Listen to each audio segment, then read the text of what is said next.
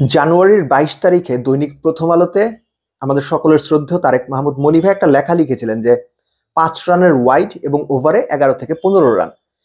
BPL এর spot বা match fixing নিয়ে সেখানে কিছু আলোচনা ছিল। ২৪ ঘন্টা আগে আরেকটা এখন টেলিভিশনে আমি একটা নিউজ দেখি। দুটো নিউজ আমি জাস্ট এক করার চেষ্টা করছি, আপনারা একটু মিলিয়ে নেবেন প্লিজ। আমি বিপিএল এ যা যা হচ্ছে বা যা যা হচ্ছে বলে সন্দেহ করা হচ্ছে, অভিযোগ আছে, সেগুলো নিয়ে আমি কি জানি, আমি সেই আলোচনাতে যাচ্ছি না। গণমাধ্যম কি বলছে খেয়াল করেন। প্রথম আলোর রিপোর্টটাতে বলা হয়েছে যে পার্টিকুলার কোন ধরনের ক্রিকেটাররা এরকম ফিক্সিং এর সঙ্গে, স্পট বা ম্যাচ ফিক্সিং এর সঙ্গে সম্পৃক্ত অভিযোগ আছে, কোন ধরনের প্লেয়াররা। খেয়াল করেন, এমন ক্রিকেটার যারা ন্যাশনাল টিমে প্রিভিয়াসলি খেলেছেন এবং রিসেন্ট টাইমে তারা ন্যাশনাল টিমে আর কখনো খেলতে পারবেন বা আগামীতে ভবিষ্যতেও খেলতে পারবেন, এই সম্ভাবনা খুব কম। দ্বিতীয় আরেকটা ক্রাইটেরিয়ার কথা বলা হচ্ছিল প্রথম আলোর ওই সংবাদে, এমন কিছু ক্রিকেটার যাদের ক্যারিয়ার অলমোস্ট, ইন্টারন্যাশনাল বলছি না আমি, ডোমেস্টিক ক্রিকেটও অলমোস্ট শেষ হয়ে এসেছে। এ ব্যাপারটা দুটো খেয়াল করে রাখেন, মাথায় রাখেন। তারপরে আমি গতকালকে অনেক গণমাধ্যমে নিউজ এসেছে, অনেকেই কথা বলেছেন। আমি প্রথম দেখি এখন টেলিভিশনের একটা নিউজে, সেখানে পার্টিকুলারলি কয়েকজন প্লেয়ারের নাম মেনশন করা হয়েছে। নামগুলো আপনারাও পড়েছেন, আমিও দেখেছি, পড়েছি। নামগুলো খেয়াল করেন। এনামুল বিজয়। এনামুল বিজয় প্রিভিয়াসলি ন্যাশনাল টিমে খেলেছেন, আগামীতে ন্যাশনাল টিমে আসবেন এই সম্ভাবনা কম। প্রথম আলো এই কথার সঙ্গে মিলছে। মোহাম্মদ মিঠুন কিংবা আলামিন হোসেন কিংবা নাজমুল অপু কিংবা আরিফুল হক, যে চারজনের কথা বললাম, প্রত্যেকেই ন্যাশনাল টিমে খেলেছেন এবং আগামীতে আবার ন্যাশনাল টিমে আসবেন, এই সম্ভাবনা কতটুকু? খুবই কম, অলমোস্ট নেই বললেই চলে। প্রথম আলো এই কথার সঙ্গে মিলছে। অর্থাৎ একটা গণমাধ্যমে যে নিউজটা হয়েছিল, যে গ্লিমসটা দেওয়া হয়েছিল, পরবর্তীতে যখন আরেকটা গণমাধ্যম সেই নামগুলো ফ্ল্যাশ করলো, সেটার সঙ্গে কিন্তু কানেকশনটা মিলে যায়। এবং এই মিলে যাওয়া থেকে আমরা অন্তত এটুকু অনুমান করতে পারি যে যেটা রটেছে তার মধ্যে হয়তো কিছুটা হলেও কানেকশন রয়েছে। নইলে এতদিন পর আরেকটা গণমাধ্যম এসে প্রিভিয়াসলি করা প্রথম আলোর রিপোর্টে যে ধরনের ক্রাইটেরিয়ার কথা বলা হয়েছিল সেটা প্রায় ম্যাচ করে যাচ্ছে। ডোমেস্টিক সার্কিটে ক্যারিয়ার শেষের দিকে শফিউল ইসলাম এবং আলাউদ্দিন বাবু, দুজনের নাম এসেছে এখন টেলিভিশনের নিউজে।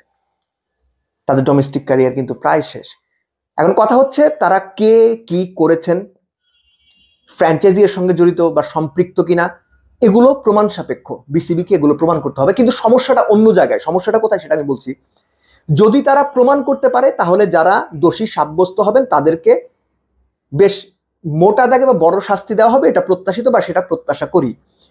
কিন্তু এই যে এবারের বিপিএলটা হলো, চোখের সামনে এত বড় নোবল হচ্ছে, একজন বোলার একটা লেগ স্ট্যাম্পের বাইরে ওয়াইড এবং সেটা হয়ে 5 রান হয়ে যাচ্ছে, এত নেকেড ওয়াইড, একজন সাধারণ মানুষও সেটা দেখে সন্দেহ করছে বা বলছে যে এরকম ওয়াইড কেন হয়। তার মধ্যে প্রশ্ন তৈরি হচ্ছে।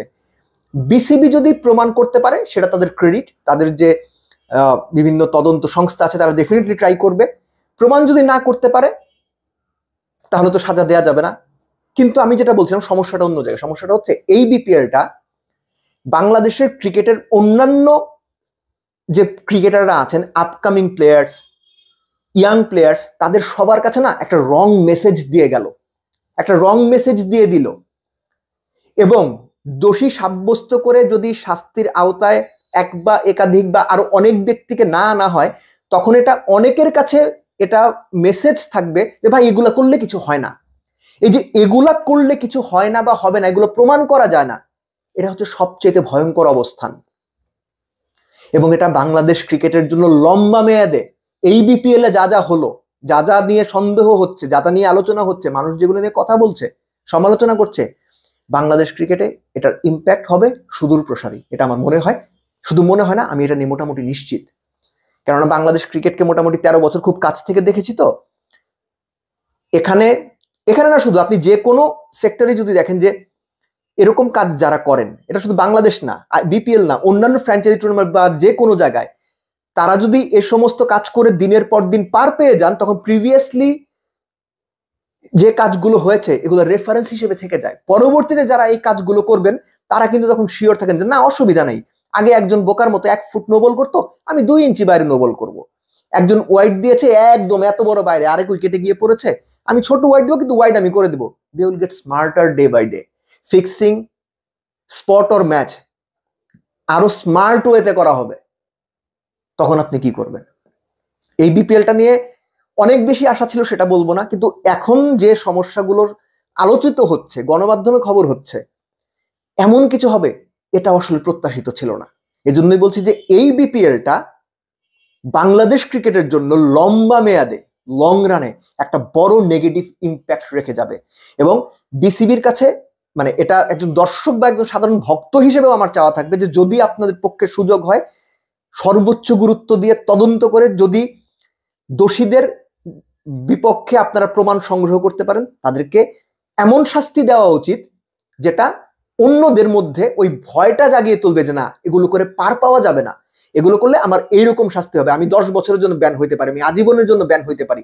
এই ভয়টা যদি না পায় কেউ, সামনে যদি ওই ভয়ের রেফারেন্সটা না থাকে, ভয়ের রেফারেন্স কথাটা হয়তো শুনতে ভালো লাগবে না, কিন্তু এই সমস্ত ক্ষেত্রে ওই শাস্তি দিয়ে বা অপরাধ প্রমাণ করে শাস্তি দিয়ে যে রেফারেন্সটা তৈরি করার কথা, এটা অন্যদের জন্য উদাহরণ হয়ে থাকবে, যেন তারা এই সমস্ত কাজ করতে গেলে 10 বার ভাবে। কিন্তু আপনি যদি কাউকে অপরাধী প্রমাণ করতে না পারেন, বিসিবি যদি যাদের এগেইনস্ট অ্যালিগেশন, দেশি বিদেশি যারাই আছেন, যাদের এগেইনস্ট অ্যালিগেশন, তাদেরকে যদি অপরাধী প্রমাণ করতে না পারে, তারা যদি পার পেয়ে যান, তখন ওই যে ওই মেসেজটাই মাথায় ঘুরবে, এগুলো করে ভাই কিছু হয় না, চাইলেই করা যায়।